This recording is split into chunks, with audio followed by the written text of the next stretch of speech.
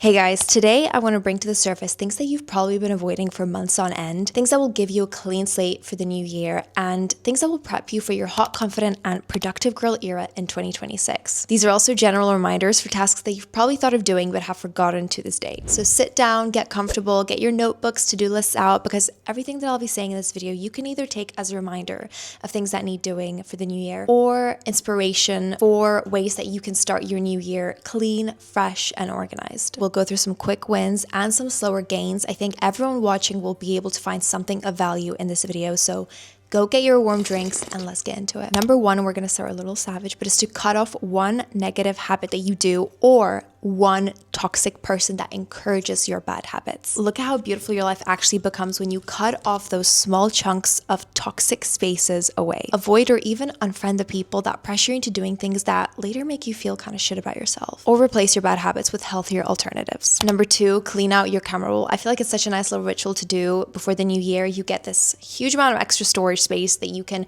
use to store new memories, new photos with new people that you meet. There are apps that help you clean it out, but I like to do it the natural way. I think don't waste your time. You're going to end up facing in-app purchases, which are just not worth it. And no one usually has time to do it because it feels like such a long and dragged out task. But this is why you have to kind of create time for it. You have to either block out a slot of your time because it doesn't actually take that long. It only feels to be taking that long because you think you could be doing other things. But if that's part of your schedule, then you're actually being productive by doing it.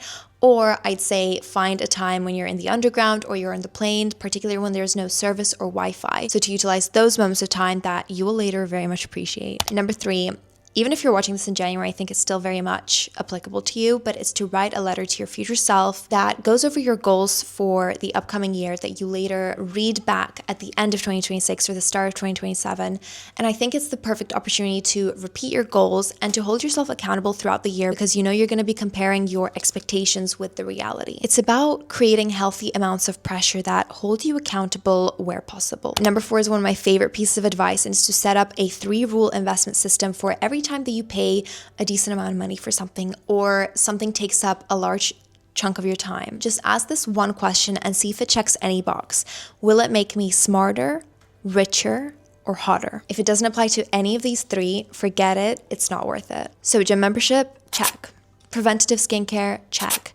Books, check. Connecting with interesting people, check. Investing your money in assets that increase in value over time or investing in the stock market, check. Spending quality time with family, check. Number 5, I think it's a good time to go through and declutter your wardrobe. I've got like 3 criteria for judgment when it comes to deciding what to remove, and one of them being quantity. So did you wear it in the last year? And if not, why? Is it because it's uncomfortable? Is it because it's no longer pleasing? Have you outgrown it? If it's any of those 3, it's a clear goodbye. Number 2 is quality. So will it fall apart in 3 washes? If yes, it's a goodbye. Fast fashion is one of those things where you think you're actually saving money because it feels cheap when you pay upfront, but over time you realize you only got to wear that for very little amount of time because it shrunk or it changed the texture, the stitches have come undone, and you realize that sometimes paying double for something that lasts 20 times longer is actually a lot more affordable in the long run. Third criteria for judgment though is to question it. So even if something is low quality, I always say to question it because is it a uniquely looking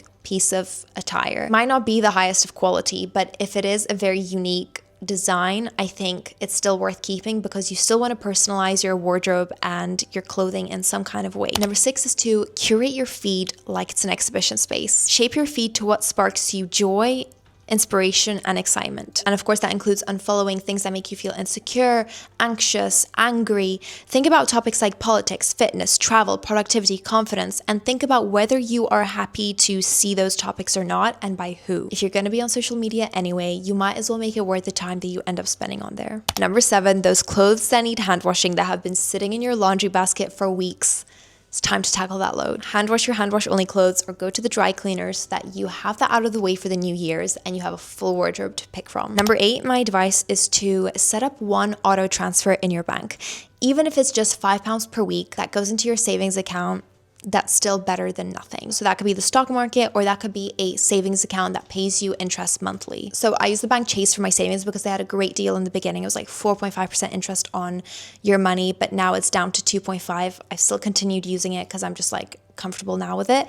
But essentially, the money that you've put in your savings pot, each month, it pays you out 2.5% of that. So say you put £100 in your savings pot, at the end of the year, you will make an extra £2.50, which doesn't sound like too much, but £100 isn't actually that much when you think about how much 2.5% will make from it. But if you put £1,000 in your savings pot, at the end of the year, if you don't touch that money or add any more into it, you will leave with 25 extra pounds that you've made, which is like 5 coffees. Or if you put 10,000, you will make 250 extra, which is great because you didn't do anything, you just kept that money in. And the great thing about Chase, which is why I use it, is you can actually take that money out of your savings pot and still get paid out. Of course, not as much, but you still get paid out monthly, which is nice to see. Other bank accounts don't let you touch that money, so this one's a bit more flexible. But if you invest your money into the stock market, even into something as safe as an index fund, so like the S&P 500, you can make between 7 to 12% instead of what a savings account interest rate offers. Number 9, unsubscribe from brand marketing emails. Just the amount of clutter they create on top of the constant and unnecessary reminders to shop,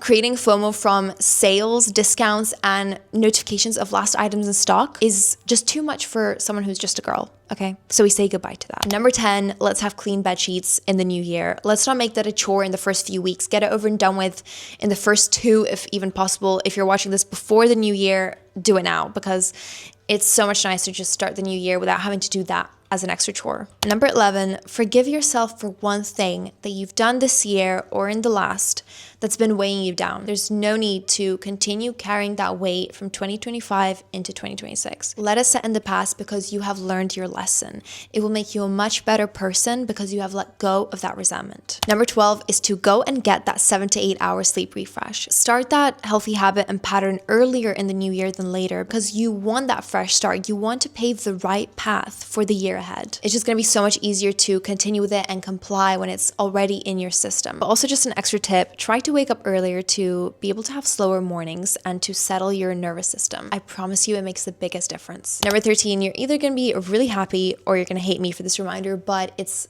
to deep clean your oven and fridge. It's the 2 non-negotiables that have to happen when you do a serious deep clean in your kitchen, and it's just something that you have to do at least twice a year. Number 14 is your reminder to clean and reorganize your handbags. It's one of those things we never really do until we don't know what we're going to find in them and then we feel disgusted and scared. I'm just reminding you now before you get to that level to just top up your bags with a fresh pack of gum, a full pack of wet wipes, hand sanitizer, hand cream. It will just make you feel so much more put together next time you go out. A top tip I recently started doing, which I absolutely love, is to buy a big pack of gum that has smaller packs of gum inside and you distribute each one to each handbag that you have in storage so that next time you get that bag when you're going out, you already have all the essentials in there and just anything that is just cheap enough to buy loads of and just have it there for future needs. Number 15, throw away one thing that you've been unnecessarily hoarding. Number 16, do a vitamin and supplement check-in and refill. And I'm not talking about those weekly pill containers that you top up each week. I'm talking about the big stock of pills that you store. If any are running low, have that ready and prepped for next year. If you've got new symptoms or blood tests, make sure that you update your supplements accordingly. Number 17 is to leave your mindset of trying to appear smaller to make others feel comfortable behind. It is your life. You have the right to be happy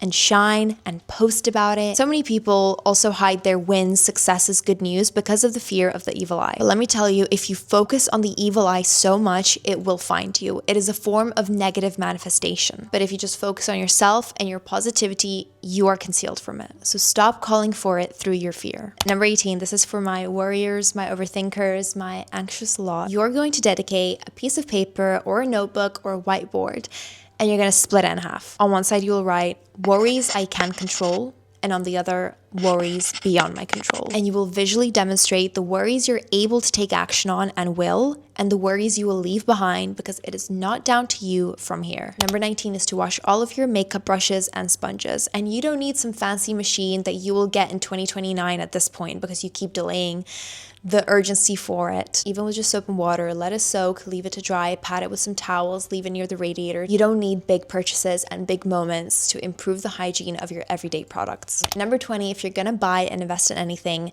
buy some new socks and underwear. Casual undergarments are probably the most neglected thing when it comes to shopping for clothes and refreshing your wardrobe. So if you're gonna buy anything, make it this. Number 21, let's decide who she is in 2026. Who is this new you? What will this version look like, speak like, think like. Pinterest has incredible templates for this. If you just search becoming her or who is she, you will find hundreds of questions that you can answer in your journal to really identify and try this new version. It might make it easier to even write about her in third person, where some people even come up with this new name for this person, but I wouldn't do that because I still like to keep them in reachable distance. Number 22 is in the new year, you're going to slot 30-minute blocks for a day in each month where you're going to review and reevaluate your new year's goals and desired direction. You can't expect to realistically remember to stay consistent with the goals that you set for yourself at the end of last year. Those 30-minute slots do sound a lot like something that you would do in your 9 to 5, like a checkup meeting or a one-to-one or a short review of your performance,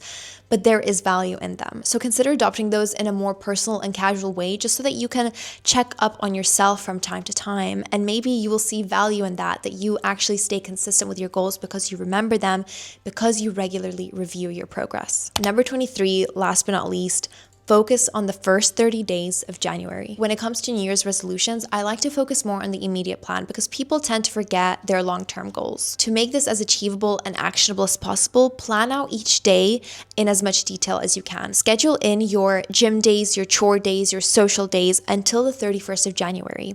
And if that works, repeat that cycle. If it doesn't work, change it up, try different things for different days and different frequencies. The beautiful thing about this is that you don't actually change anything if it works, and if it doesn't, you just pivot and redirect your methods. And this way you say less and do more. You see results sooner and hold yourself more accountable. Thank you guys so much for watching. I really hope you enjoyed my 23 tips, and I'll see you in my next video. Bye.